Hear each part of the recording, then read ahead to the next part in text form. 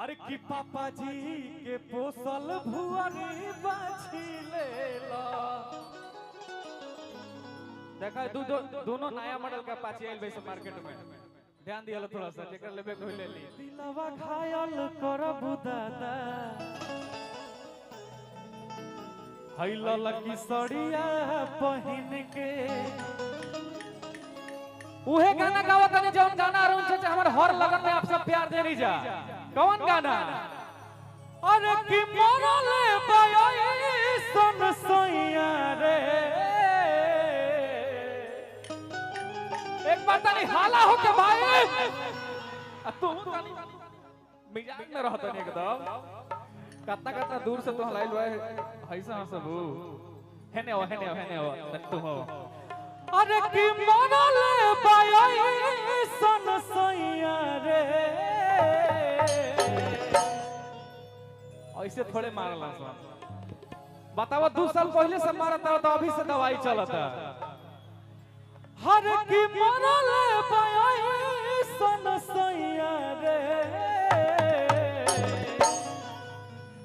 हर की पटना से चलता दवाइया रे।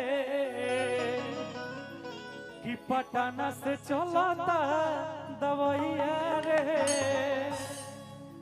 अरुण चाचा जी अरे कि भइल करे होइया रे।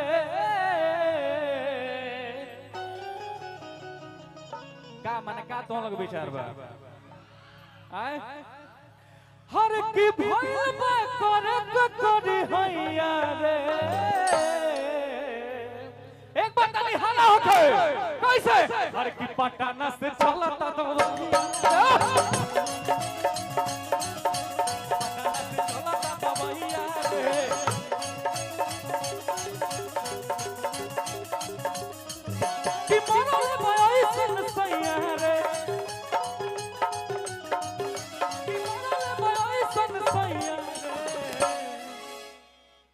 कैसे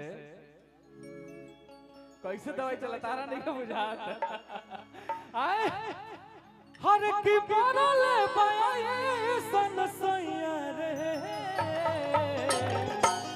मुकेश भैया कैसे? अरे कि हैया गिया उससे चलता तो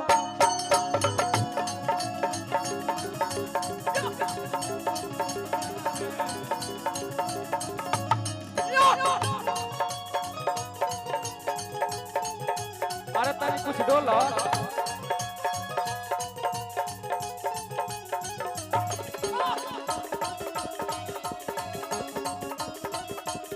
के भुलाई रे गइलाना।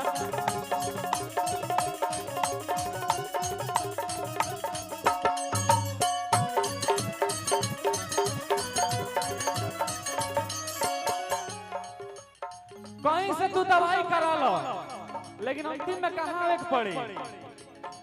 विश्व प्रसिद्ध जिला आरा जिला हमने के अरुण चाचा के क्षेत्र, जहाँ से अनेकों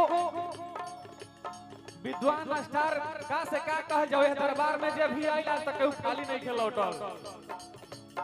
इस दरबार में हमारा सुकून मिला। शिल्पी रघवानी जी कितना प्रोग्राम होला लेकिन ये जगह बात एगो अलग रहेला। भैया हो और अतिया कहती है कैसे? अरे कि जाके हम यारा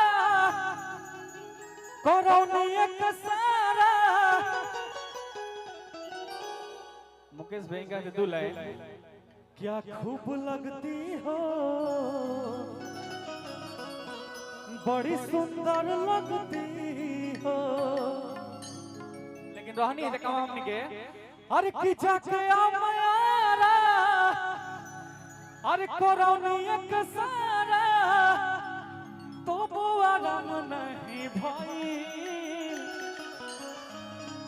कि रोज रोज सुई लगा ले से कमरिया। अरे कि लागत करे होई गइल। आवता ने मिजाज मेरा महीने में कैसे भैया? अरे कि जाके हम यार करौनी एक सारा बाबू आराम नहीं भइल।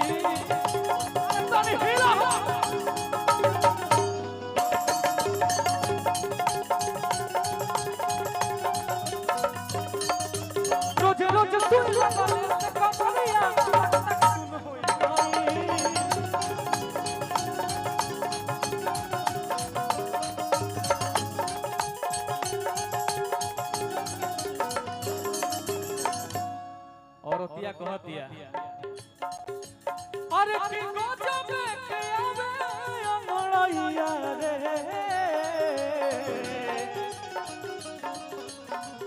की गजब के आवे अंगड़ैया रे हर की गजब के आवे अंगड़ैया रे कैसे हर की पटना से चलता दवैया रे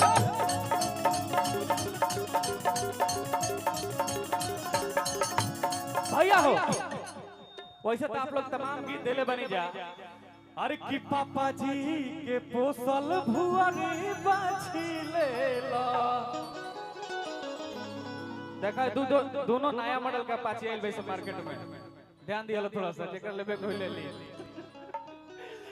अरे की पापा जी के पोसल भुअरी बाछी लेला मुकेश भैया अरे कि नय किया पाछी लेला ओहो में के लाई कि ना हई हम रुपया भर खाची लेला भाई हमार हीरो हवे सन अरे कि झारला बार लटकौआ सखी अभी हमने के समाज के हीरो हमने के दीपू भैया बानी युवा दूल्हे का धड़कन हमने के हुआ खाते लाइन बा अरे कि झारला बार लटकौआ सखी क्या बात है झारला बार लटकौआ सखी अच्छा चश्मा लगा के घूमे गौआ सखी अरे तो हीरोआ सखी हो हीरोआ सखी अब कि हमारो यार हो हीरोआ सखी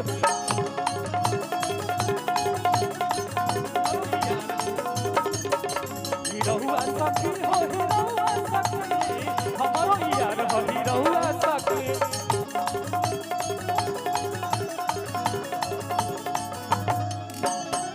क्या कहता